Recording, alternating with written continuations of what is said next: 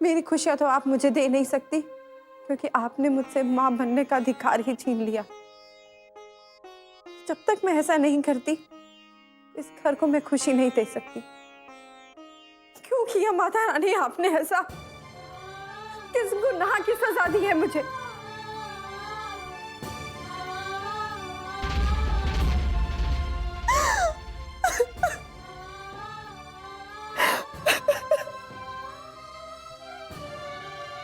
अपने सुहाग को मैं कैसे किसी के साथ बांट दूं माता रानी? अपनी जिंदगी का बंटवारा मैं कैसे कर दूं? मेरी बेटी को मुझसे दूर कर दिया गया है ताकि मैं उसके सर से उसके बाप का साया दूर कर सकूं। कैसे कर दूं माँ मैं ये सब? आप खुद एक माँ है, बताइए कैसे कर दूं मैं ये सब?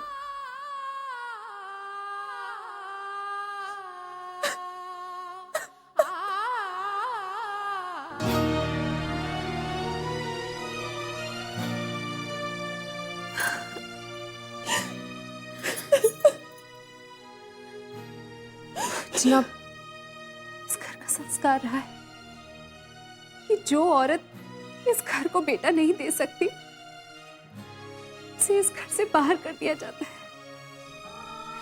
मेरी माँ के साथ भी यही हुआ और अब तुम्हारे साथ करने की कोशिश की जा रही है। तो श्वेता, इसमें हमारा क्या कसूर है?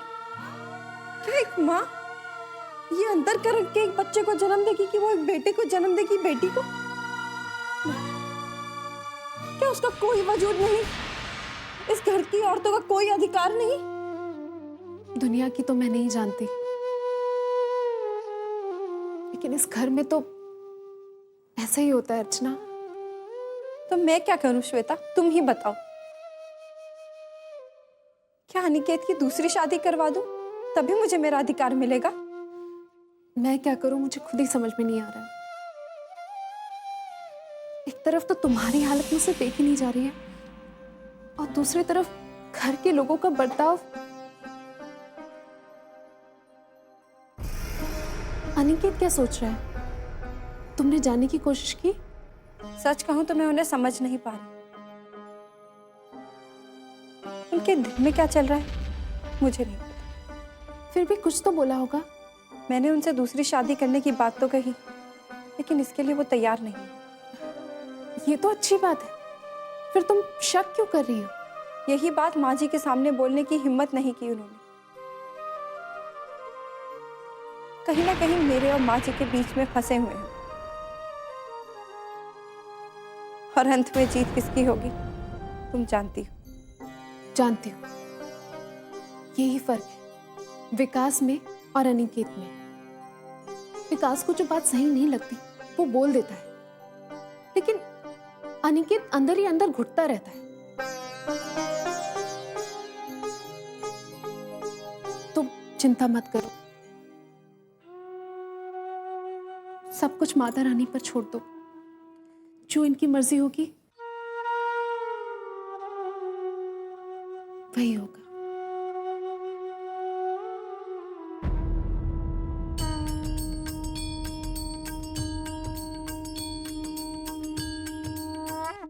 जो मैं नहीं चाहता था वही हो गया। अब इस घर में पुलिस आएगी, तमाशा होगा। अरे तो जीजा जी, इसमें घबराने की क्या बात है? अब जीजी जो चाहती हैं वो रास्ता तो पुलिस की गली के होकर गुजरता है ना। आगे राम जी की मर्जी। तो समझाओ अपनी जीजी को कि इंसानों के जज्बातों को समझने की कोशिश करे, उसके दर्द को समझने की कोशिश करे। अरे एक औरत की तरह अगर अर्चना की परेशानी को समझा होता तो आज ये दिन देखने को नहीं मिलता। जीजा जी, पर जीजी ने एक औरत की तरह ही सब देखने की कोशिश की है, पर मुझे कैसे भूल जाए कि वो एक माँ भी तो है। और ये सब कुछ जो हुआ वो एक माँ ने किया है, एक औरत ने। बंद करो ये बकवास। जैसे तुम वैसी तुम्हारी जीजी। अब तो मुझे ही कुछ करना होगा, बहुत हो गया। जीजा जी, अब आप क्या करेंगे? मैं क्या करूंगा? या तो मैं अपनी जान दे दूंगा या मैं तुम्हारी जीजी की जान ले लूंगा। जीजा जी, ऐसा करके तो अब जिस पुलिस के चंगुल से बचना चाह रहे हैं ना, अरे ऐसा करके उसके चंगुल में फंस जाएंगे। आगे राम जी की मर्जी।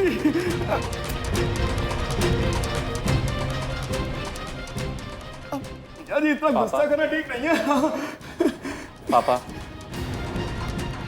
अब ये क्या नई मुसीबत आ गई हमारे सर पर? अर्चना के मम्मी पापा ने पुलिस में कंप्लेंट कर दी। तो क्या करेंगे? कोई भी माँ बाप अपनी बेटी की रक्षा के लिए कानून के पास जाएगा ही, और तुम्हारी माँ इस बात को समझने के लिए तैयार ही नहीं है, और तुम भी कोई फैसला नहीं ले पा रहे हो, तो क्या होगा? बैठकर बात भी तो कर सकते थे। आए थे ना उस दिन बात करने। तुम्हारी माँ ने उनके साथ जो बर्ताव किया, उसके बाद उनके सामने यही रास्ता था।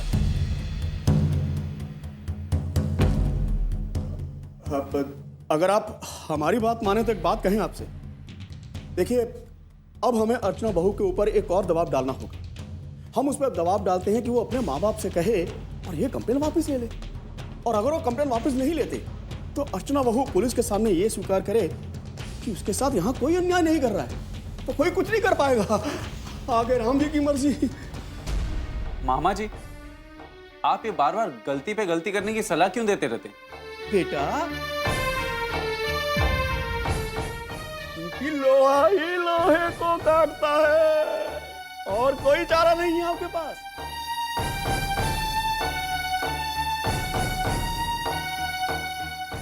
अगर अर्चना बहू ने पुलिस के सामने अपना मुंह खोल दिया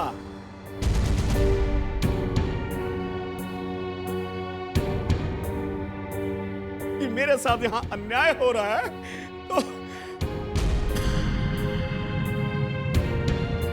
तो हम सभी बहुत जल्दी सरकारी मेहमान बन जाएंगे। आगे राम जी की मर्जी।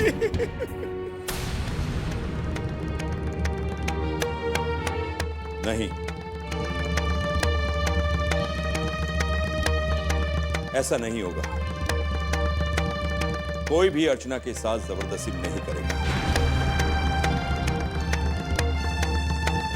तो फिर क्या करेंगे जीजा जी? सोचते हैं, कोई ना कोई रास्ता जरूर निकलेगा।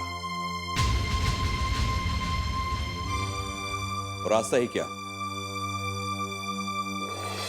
अनिकेत की दूसरी शादी के बारे में अगर तुम्हारी जीजी भूल जाए तो सारा बवाल ही खत्म हो जाएगा। तो मतलब बिना कुल के चिराग के खानदान आगे बढ़ेगा। और जीजी, अरे जीजी जो कुछ कर रही है किसके लिए?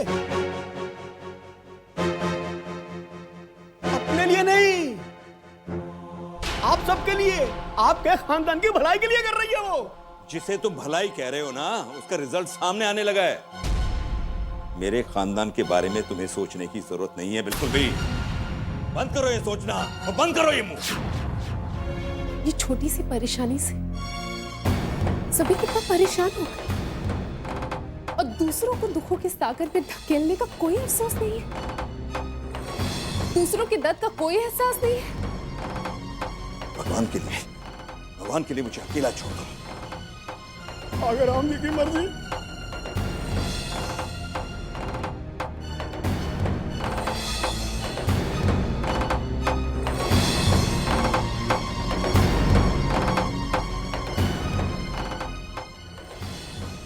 ये तो अभी कुछ भी नहीं है। आगे तो आप सभी को बहुत सी मुसीबतों का सामना करना पड़ेगा। क्या सोचा था उन्होंने? हम पर मुसीबतों का पहाड़ खड़ा कर देंगे? एक एक से निपट लूंगी मैं। कान खोलकर सुन लो बहू, अपने माँ बाप से कहो कि वो कंप्लेन वापस ले ले, नहीं तो अंजाम बुरा होगा। जितना वो हमें तड़पाएंगे ना, उतना ही उनकी बेटी भी यहाँ तड़पेगी। और मुझे अच्छी तरह से पता है, ये आग तुम्ही ने लगाई है। नहीं माँ जी, मैं सच कह रही हूँ। मैं कुछ नहीं जानती कि ऐसा कैसे हुआ। मैंने उनसे कोई बात नहीं कही, कुछ नहीं कहा। अरे वाह, तुमने कुछ नहीं कहा, फिर मैंने कहा होगा या फिर दीदी ने कहा होगा। नहीं, अरे अपने लोगों के साथ कोई ऐसा करता है, अब भुगतना किसको पड़ रहा है? तेरे अपनों को ना। अरे मत मारी गई थी तेरे माँ बाप की, चले गए पुलिस स्टेशन शिकायत करने। यहाँ पर आती ना दीदी के पास प्रार्थना करने अपनी बेटी की खुशी के लिए, पर नहीं, माफ करिएगा मामी जी, उस दिन यही करने आए थे मम्मी पापा,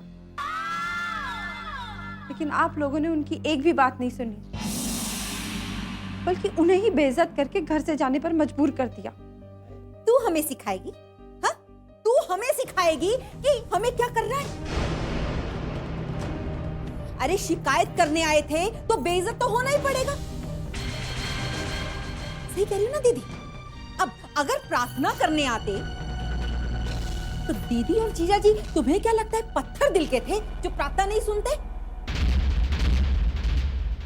मैं तो खुद इस बात से हैरान हूँ मामी जी कि वो ऐसा कैसे कर सकते हैं।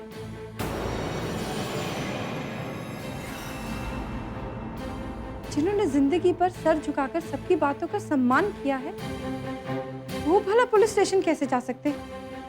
आहा, बोल तो ऐसे रही है जैसे इस धरती पर सती सावित्री एक यही है।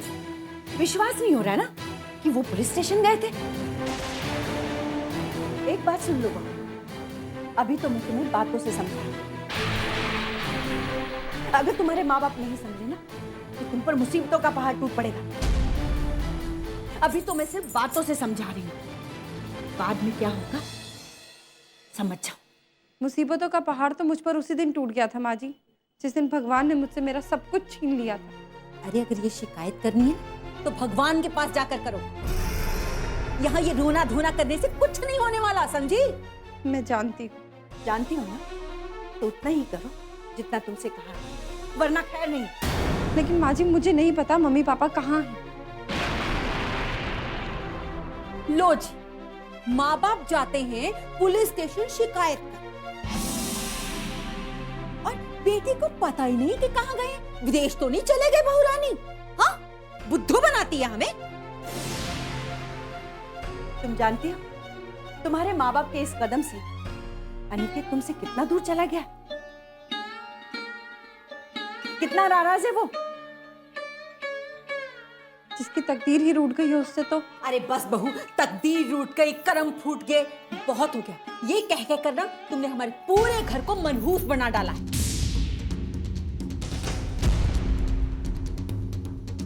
अब बहू एक काम कर, शुभ शुभ बोल और अपने माँ बाप से बात कर, नहीं तो तेरी जिंदगी में अशुभ ही अशुभ का। समझी? आप सभी चिंता मत कीजिए, मैं मम्मी पापा से बात करने की कोशिश करूंगी। उनसे रिक्वेस्ट करूंगी कि पुलिस में जाके अपनी कंप्लेंट वापस ले लें। इस घर पे कोई आंच नहीं आने दूंगी। समझदारी इसी में है। और हाँ, अनिकेत को मत भूलना, उस पर दूसरी शादी का दबाव डालते रहना, वरना अनिकेत के साथ साथ डॉली। समझ रही हो ना मैं क्या कहना चाहती हूँ?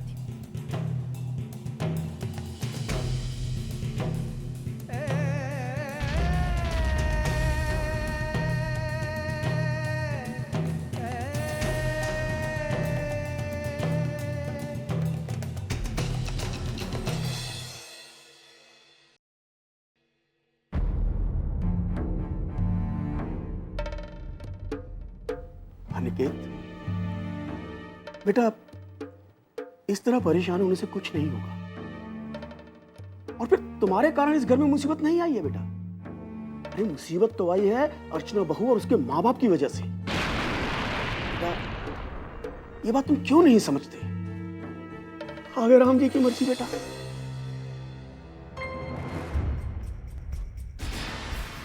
मानता हूं मामा, लेकिन माँ ने भी कुछ कम नहीं किया। हाय हाय, तुम उस माँ के लिए इतना कुछ कह रहे हो जिसने तुम्हारे लिए क्या नहीं किया। कितने लोगों से दुश्मनी मोल ली। लेकिन बेटा, अगर दीदी सुनेगी तो उनके दिल पर क्या गुजरेगी? बेटा, उन्हें कितना दुख पहुंचेगा। जिस बेटे के लिए वो अपने पति की नजरों में गिर गई, और तुम उनके बारे में ऐसा सोच रहे हो? लेकिन मामा, मेरी दूसरी शादी करवाने की क्या जरूरत है?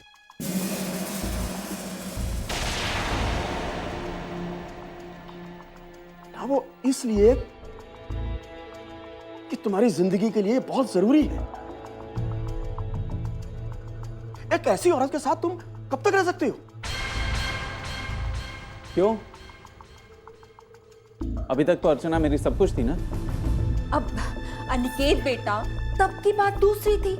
अरे औरत का धर्म केवल बेटी को जन्म देके पूरा नहीं होता, वो तो बेटी को जन्म देके पूरा होता है। ऐसा किसने कहा है? मैं कह रही हूँ ना। मैं नहीं मानता। मत मानो बेटा, पर बेटा जो हमारा धर्म है ना तुम्हारे लिए, हम तो उसे निभाएंगे। बेटा हम तो तुम्हें सही और गलत का अंतर सिखाएंगे ही।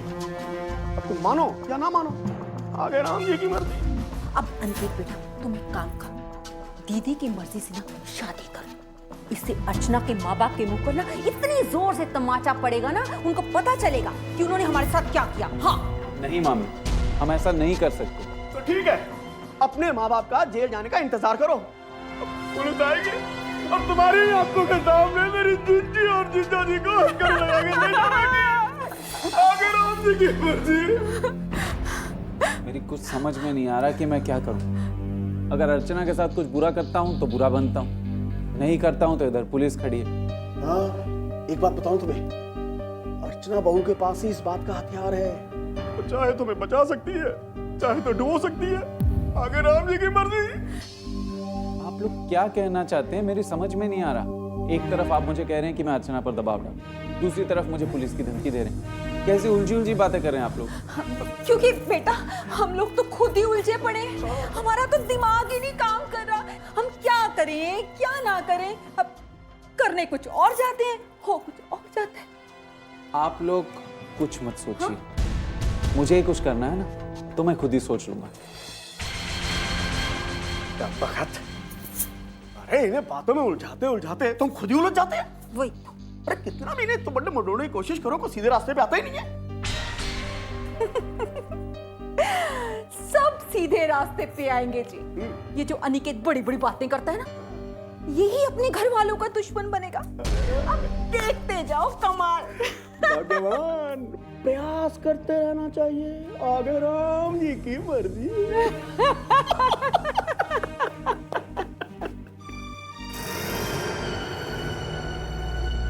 ये रुपए रख लीजिए, केस लड़ने के काम आएंगे।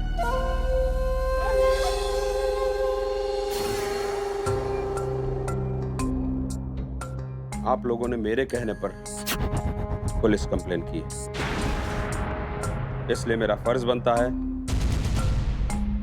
कि मैं आप लोगों की मदद करूं और हर तरह से हिफाजत करूं। देखिए, हम आपके बारे में ज़्यादा तो नहीं जानते, लेकिन आपने हमारी और हमारी बेटी की जो मदद की है, हम आपके एहसानमंद रहेंगे। नहीं सुदेश जी, ऐसा करके मैंने आपकी बेटी की जान बचाने की कोशिश की। आपकी बेटी की जान को वहां खतरा था और अब पुलिस कंप्लेन करने के बाद अब उन्हें कुछ भी करने से पहले सोचना पड़ेगा। हम आपका कैसे शुक्रिया अदा करें, कुछ समझ में नहीं आ रहा। नहीं नहीं, उसकी कोई जरूरत नहीं। आपको मेरी जरूरत है और मुझे आपकी। आप अपनी बेटी के लिए लड़ाई लड़ेंगी और उसका सारा खर्च मैं उठाऊंगा। आप लोग जा सकते हैं। जी शुक्रिया।